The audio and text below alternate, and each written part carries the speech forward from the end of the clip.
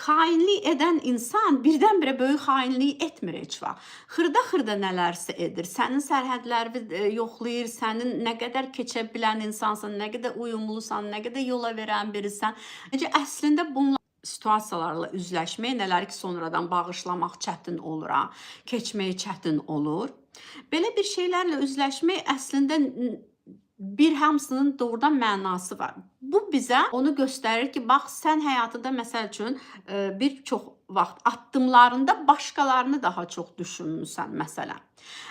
Əslində başqalarını düşünmək burada nədən olur? Sən başqalarının üzünə vurmursan onların xainliyini, xırda olan bir şeyləri. Niyə?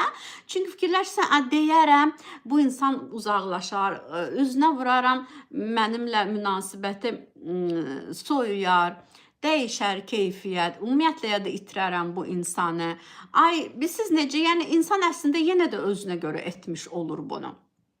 Yəni A tərəfdən baxırsan, bax, yəni burada ikinci dərəcəli faydalar əvvəldən olur.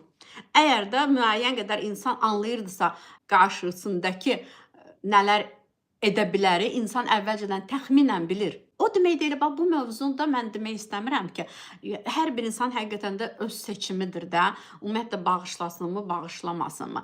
Yəni bağışlamaq haçan insana rahat olur, haçan içdən gəlir, hardasa içdən gələ bilər bağışlamaq. Sən o insanın peşmançılığını görəndə. Və bir də görürsən, birinin üstünə düşürlər ki, sən niyə bağışlamırsan, sən niyə onun üçün keçmirsən, ay gör nə qədər üstündən vaxt keçib, əşi gör üstündəndir o nə qədər sular axıb, sən necə kinli birisən, nə qədər, yəni ki, birincisi bunu insandan tələb etmək düz deyil. Heç kəsin haqqı deyil kimdənsə tələb etmək ki, sən dur bağışla, çünki sən onu deməklə deyil, onun gəlir daxildə o hiss yaransın onda. İkincisi də ki, bağışlamaq yenə hardasa mümkün olur. Sən görəndə konkret doğrudan səmimi olaraq bu insan peşmançılıq çəkdi. Bu insan elədiyindən vicdan əzabı çəkdi. Dedi ki, bilirsiniz necə bir şəkildə gəldi, bir üzr istədi, məsələn, gəldi, tutalım, yanlışını qəbul etdi. Yəni bir çox şeylərlə ifadə elədi.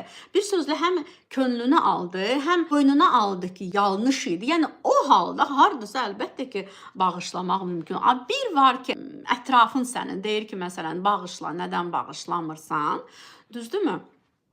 Amma sən görürsən ki, o insanın mimikası, üz ifadəsi elədir ki, az qala üz ifadəsindən oxuyursan ki, eləmişəm, əcəb eləmişəm, özüm bilərəm. Haqqım idi, ixtiyarım var idi. Bildiniz necə? Bəlkə insanlar arasında başqa cür deyil.